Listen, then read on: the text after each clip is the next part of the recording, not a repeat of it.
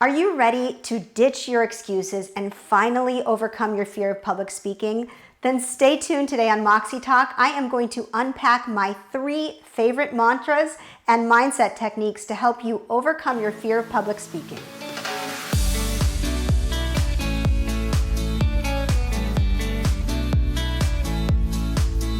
Hi everyone, I'm Fia Fastbinder and welcome to Moxie Talk, where we help you find your voice, share your message, and lead with confidence.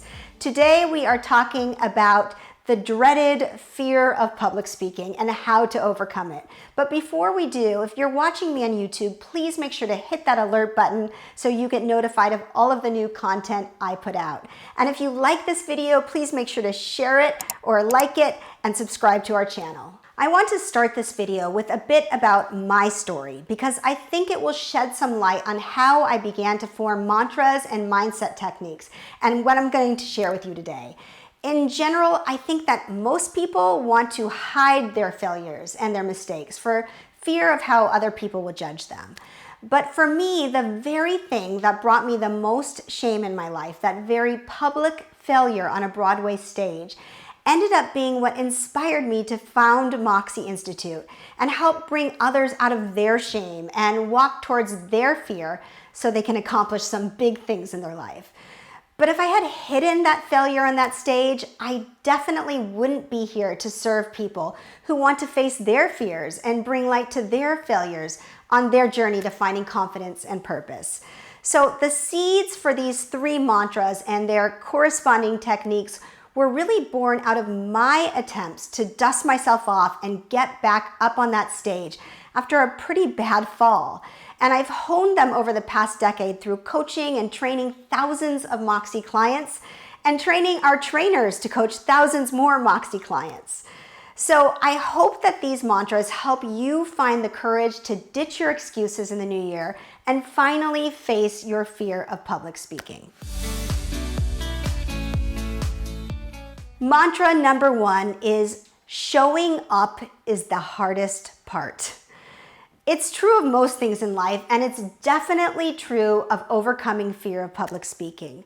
I truly wish there was some magic wand that I could wave or some pill I could hand out to my clients and they would instantly feel no fear of speaking. Unfortunately, I haven't discovered that magic elixir yet. And one of the only things I truly know helps people reduce their fear of public speaking is doing it. Showing up as much as possible and doing the dang thing, whatever that means to you, whether that's team meetings, Toastmasters events, your local community club meeting, or even a family gathering.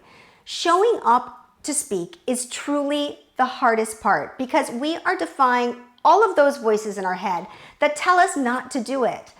I like to call these voices K-crap radio because they play crap in your head all day long, like, you can't do this, you're going to bomb, you'll embarrass yourself, everyone's better than you, etc., etc. You know these voices, and you know that these voices get louder and louder in your head as you approach this terrifying speaking event. Those voices are actually your survival instinct kicking into gear to try to prevent you from doing the thing that your brain has deemed dangerous. You see, our brains crave safety and familiarity because they ensure our survival.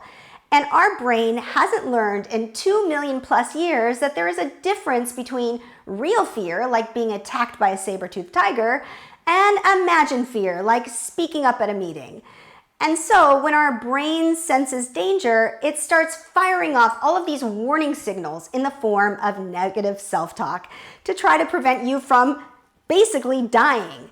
So when you think of it that way, it seems pretty ridiculous, right? But believe me, I know that sometimes getting up to give a speech feels like you're going to die. So showing up to speak as much as you can get your reps in and practice is crucial to overcoming your fear of public speaking. And the reason I'm stressing the showing up part is that if you can just get yourself there, whether that's in front of the computer or to the stage or to the meeting, if you can just get yourself there time after time and keep coming back time after time to practice your speaking, I guarantee you that not only will you overcome your fear of public speaking, but you'll improve also.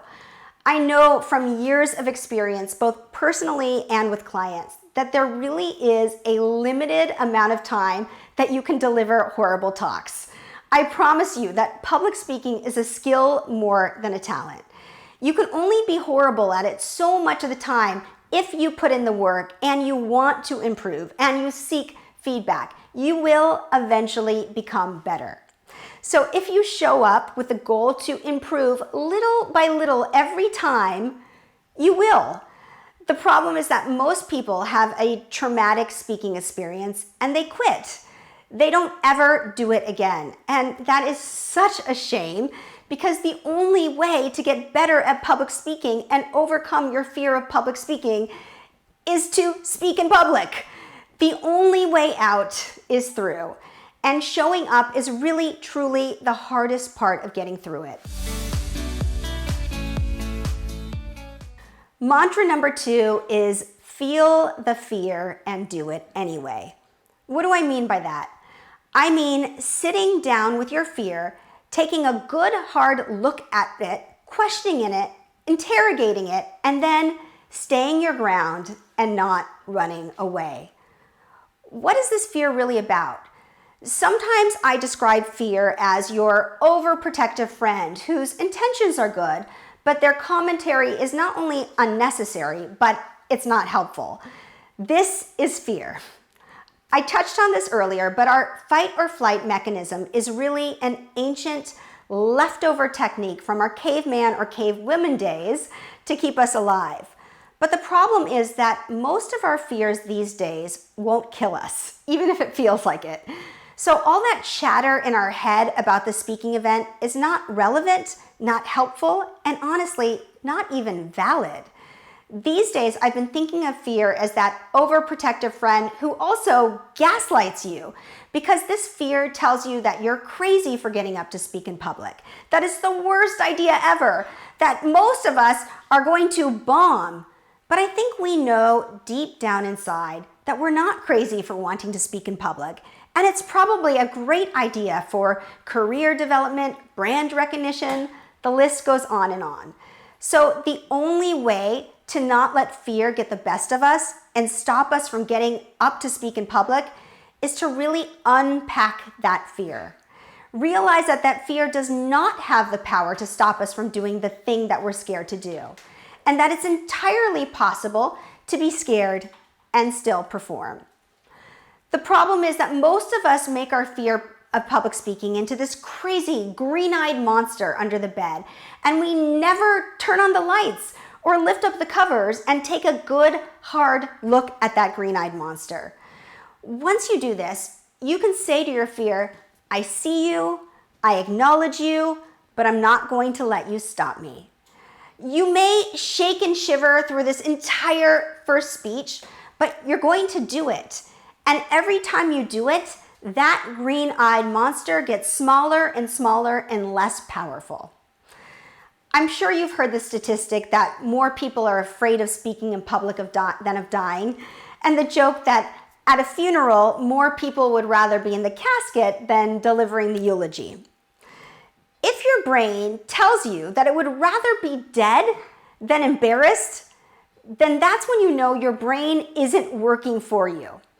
Your limbic system is 100% responsible for telling you how to feel about events.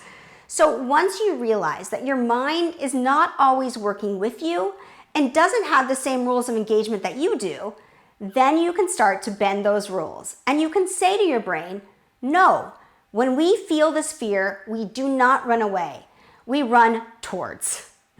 One technique that involves bending these rules and that really works for my clients and for me is to reframe your experience. Reframing the experience is a great technique for fear and anxiety. The psychological experience of fear and excitement are nearly identical, which is fascinating. Here's how this works. Imagine two people on a roller coaster. Both are gripping the handles, white-knuckled, their hearts are racing, they feel clammy. One could have excitement and the other could have terror, but they're totally the same physiological responses in our body. So the next time you're about to speak and you feel your heart start to race, or those butterflies in your stomach, or any of the signs and signals in your body that you would usually label as fear, try telling yourself that you're excited and that this is your body's way of preparing you to go out and speak. And then go out and speak. Mantra number 3 is failure is not the opposite of success. Overcoming perfectionism boils down to our relationship with failure. And there are some very real pressures that we feel that create a sense that we must hide our failures. But we need to accept that we are going to fail, and we're going to fail many, many times. I am a huge fan of the fail better or fail forward movement. It doesn't matter what your failure was. Sitting comfortably with that failure is not an easy thing to do, but it is a really brave thing to do.